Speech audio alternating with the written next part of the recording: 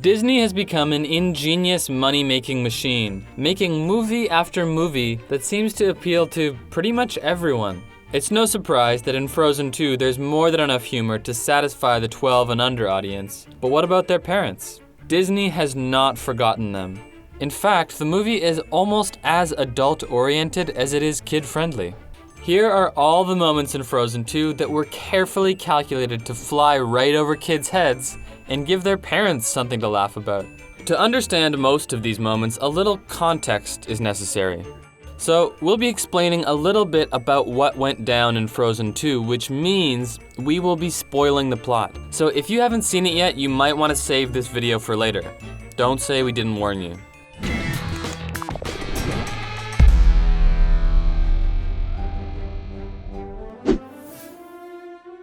Usually, a Disney movie will be full of raunchy, or at least Disney raunchy jokes to make the parents in the room feel welcome. But Frozen 2 was lighter on these. We didn't get one of these explicit moments until the very end of the movie during Anna's coronation. Kristoff is a handsome guy, but he's not known for his natty dressing. He's more the outdoorsy type, a reindeer-riding Scandinavian cowboy who prefers leather and wool to velvet and lace. But then Elsa abdicates her throne to her sister, who also happens to be Kristoff's fiancé. So Kristoff and Olaf get all dressed up for the occasion and slick back their hair. They look sharp and Anna is impressed, at the very least, by the effort. Kristoff, obviously uncomfortable in the clothes, says that he'll stay in the fancy getup for 1 hour. Anna ruffles his hair so that it falls naturally and says, "I prefer you in leather anyway." What does this mean?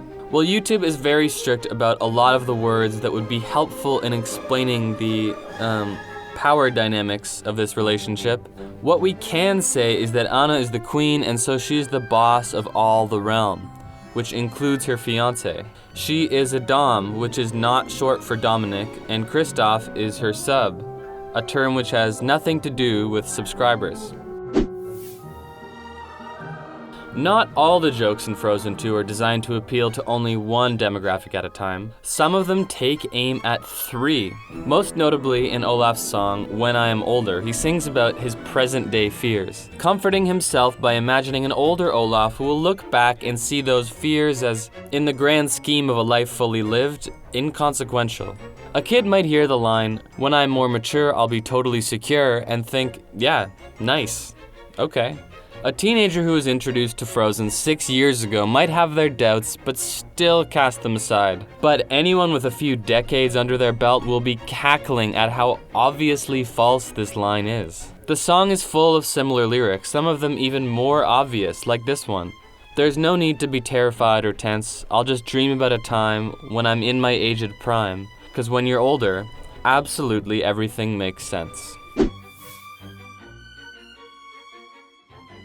This joke isn't a sexual euphemism or a reference to adult-specific life circumstances. It's more of a song-length wink to a dated musical vibe that exists in many artists, but is embodied in its totality by one man, Michael Bolton.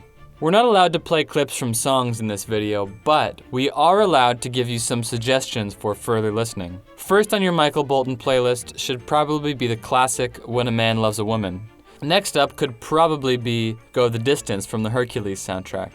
This guy is an icon of a time gone by. Like Whitney Houston, Luther Vandross, or Rod Stewart. A painfully sincere crooner from an era long before most of Frozen's fans were even born. Kristoff's song, Lost in the Woods, is a callback to this era of music. The reindeer chorus singing behind him, the Celine Dion crossfades, and of course, the lyrics. "Again you're gone, off on a different path than mine. I'm left behind, wondering if I should follow." Although the song does hold up as something for younger audiences to enjoy, the full extent of the humor doesn't quite translate. Also, a little reminder, if you haven't already, go and subscribe to The Binger right now. And turn on notifications so we can cut out the YouTube middleman. If you're on mobile, you can turn on the YouTube notifications through the app's settings. Although the song does hold up as something for younger audiences to enjoy, only parents will really get the joke. Jonathan Groff, also known as Kristoff, was shocked that they were deciding to reference the big-haired crooner. "I couldn't believe that they were going to go there," he said.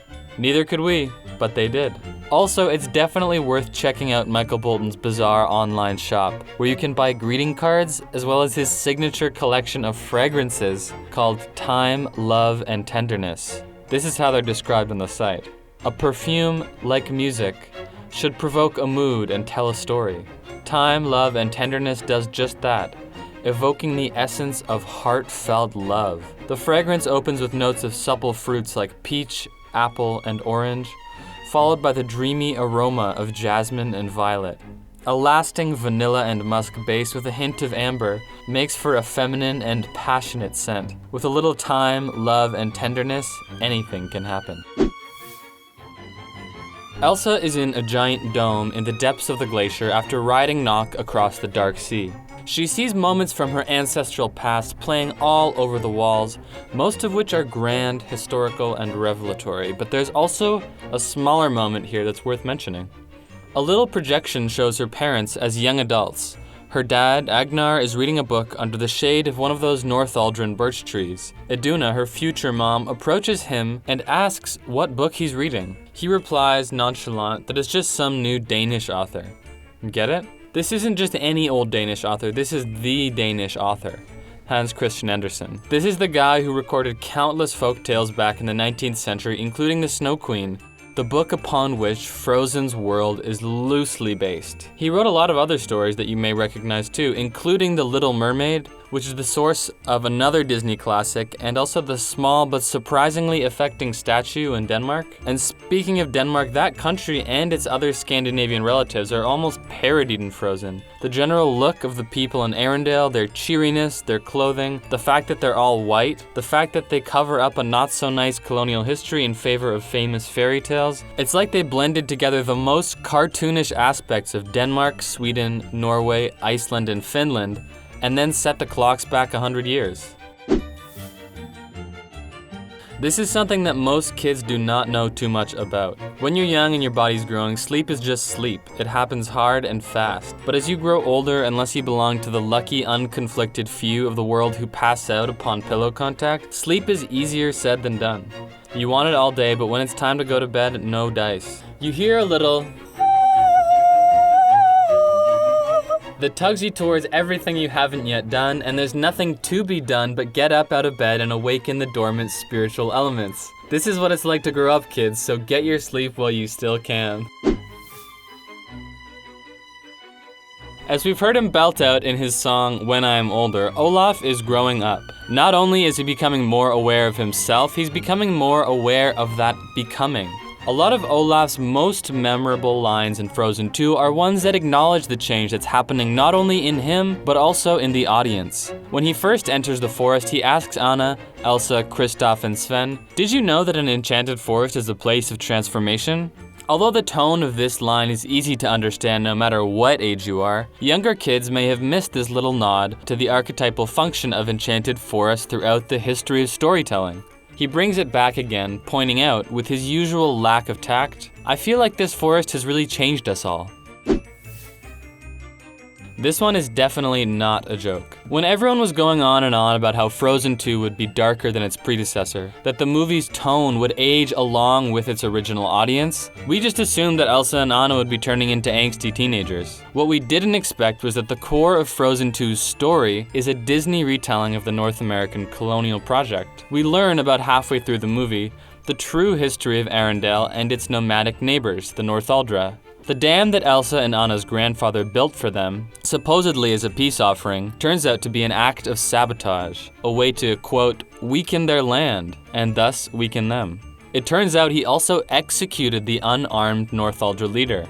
This is pretty much a Disney-fied retelling of a story that has repeated itself countless times across much of the world, and the parallels are likely meant to be drawn to the North American instances of this. But also, there is a specific group that the Northaldra are supposed to represent. They're called the Sami, and they're most commonly known as the Laps, as in Lapland in Norway. Like the Northaldra, they are a nomadic reindeer-herding people, and they've had their land taken from them more than a few times by the governments of both Norway and Finland. While making the movie, Disney apparently consulted with the representatives of Sami communities. But what point is the movie trying to make about the Northuldra, the Sami, and reparations in general? Well, Anna breaks down the dam as a gesture of reconciliation, but that dam breaking, as far as she knows, will destroy her whole kingdom. That's a pretty radical statement, Disney, and a far cry from Song of the South. Let's bring it back to some good old-fashioned innuendo. When the whole crew is in the cart on the way to the Enchanted Forest, Anna and Kristoff share a steamy, adult-only moment. In the back of the wagon, Elsa and Olaf have fallen asleep, so the lovebirds waste no time. Anna can feel the electricity in the air, and so she asks Kristoff coyly, "So, what do you want to do?" She puckers her lips, closes her eyes, and waits for Kristoff to reciprocate. Unfortunately, he's not in the mood. He's got more PG romance on his mind. The charades scene also has some subtleties that might be difficult for a kid to catch. This is actually a moment you may have seen in the trailer too. Olaf calls a lightning round of boys versus girls. He transforms into a unicorn, ice cream, a castle, a teapot, Oaken, and Mickey Mouse. But for his final form, he rearranges his snowballs, somehow conjures blue eyeshadow onto his lids, puts his head twig into a sideways braid, and sachets towards the camera.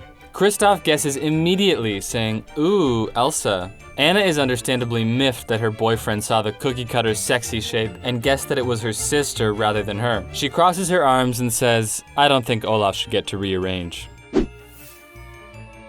There's a recurring line in the new movie originally spoken by Olaf about how, quote, "water has memory." Water, for Olaf, is pretty much blood. The same goes for Elsa. So what they're saying is that blood, genes even, have a sort of memory, and they can remember traumatic events of the past, maybe like Arundel's betrayal of the Northuldra. This is big thinking for a movie that is supposed to be for kids. Frozen 2 has something to chew on for kids and adults alike, but does that mean it was a good movie? What did you think about the sequel? Was it a worthy follow-up or a lifeless cash grab? Let us know in the comments, and as always, subscribe to The Binger for more.